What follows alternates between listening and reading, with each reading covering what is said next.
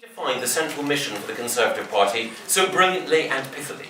In the future, when think tanks ask, please, can we get the pregnant lesbian? The answer for all those of us who are modernisers in the Conservative Party should be, which of the many pregnant lesbians would you like? But looking around this evening, they're all here. Looking around this evening, an evening where we have 5 speeches, white wine, a warm room. We're inevitably reminded of weddings. And indeed, as I came in and the canopies were being handed around, someone said, it is a bit like a wedding reception, isn't it? And I did think for a moment, yes it was, because you have this amazing woman from an exotic background who turns heads and who is transforming a staid and traditional institution by sheer force of charisma, on the one hand.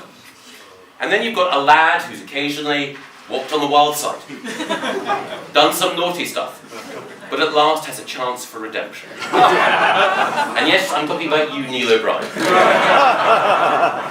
And the fact that Onward has managed to bring together people from so many of the important traditions in the Conservative Party and in the wider Conservative family reminds us, as we were reminded this weekend, that you can take a venerable institution and provided you show a little love and you inject some fresh new blood, then there's an opportunity for that institution to become more relevant than ever and to capture the hopes of those who might never have seen themselves reflected in it. But in talking, of course, about weddings, about partnerships, it's a pleasure, of course, to be here, particularly for me with Ruth.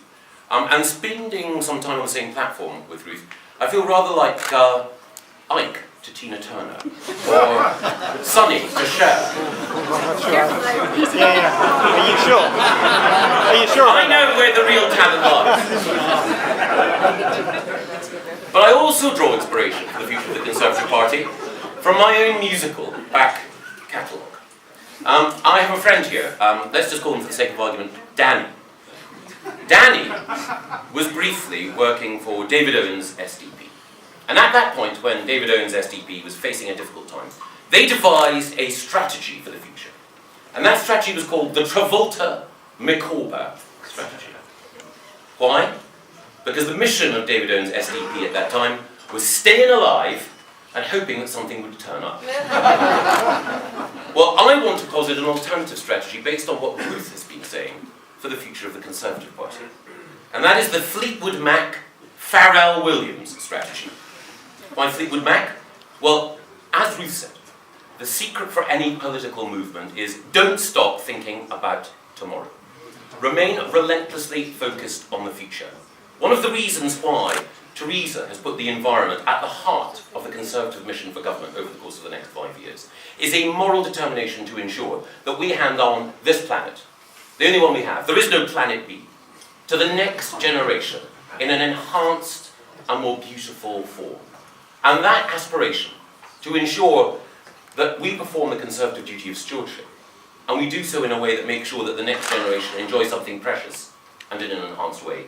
That is a distinctively Conservative, but also a truly forward-looking approach. And in the same way, as Ruth pointed out, it's only the Conservative Party, it's only people in this room and those associated with us, who are thinking hard about how technology can have liberating potential in order to ensure that all of us can lead fuller, longer and happier lives. And exactly as Ruth said, instead of regarding technology as a threat and the future as our enemy, we should recognise that technology is liberating and the future is there for our children and grandchildren to enjoy a richer, a deeper, a fuller life. And in the same way, as Ruth said, education is critical to the mission of the Conservative Party. And Theresa, in spelling out the vital importance of making sure that we complement what we've done in academic education with a revolution in technical and vocational education, is helping to prepare the next generation for the challenges that technology and that population and climate change will bring.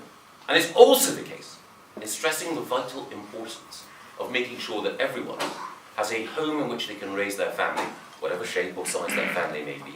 That Theresa speaks to our heart, our desire to have a place that we can call home, but also our desire to pass on to the next generation something tangible and real, so that they feel they have an even deeper stake in our society.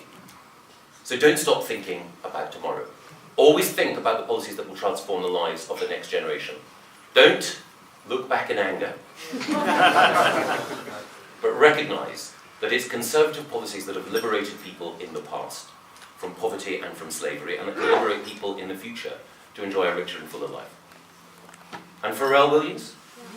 Well, as Ruth said, what we Conservatives need to do is to remember we need to be happy. And the critical thing about Conservatives, as Ruth has said, is that sometimes in the past we've seen censorious and finger-wagging, pessimistic and unhappy, uncomfortable that we seem to be living in the 21st century when the 1950s would be far more attractive, and what a pity that the 19th century isn't an option. Indeed, when I heard the other day that Club 1830 was at last closing, I thought...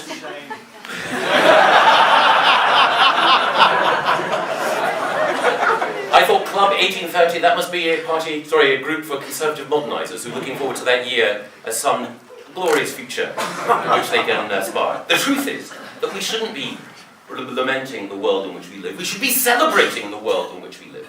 As Ruth pointed out, when we think about migration, isn't it amazing that so many people want to come to our country? That is not a cause for fear, it's a cause for celebration. Isn't it amazing that as we contemplate the future, that every look across the world, Britain is spending 0.7% of its GDP helping the very poorest learn what it is to be economic masters and mistresses of their own destiny? Isn't it amazing that this country is still, through its commitment not just to international development, but also its commitment to supporting democracy and supporting the spread of free markets, contributing to a revolution in all our lives and in world history that sees free markets, free speech and free institutions providing people with the dignity that they have long deserved and the respect for which they've long yearned. And we should be proud of that and happy about the prospect of a Conservative Party which brings together different philosophies and different strands, and exactly as Ruth said, whether you are Remain or Leave, North or South, a woke millennial or a crusty colonel, the Conservative Party can provide an opportunity and a platform under the inclusive model that Ruth has outlined, which can help ensure that the future gives us all the reason to feel happy and confident about this country and about this movement. Thank you all very much. Thank you.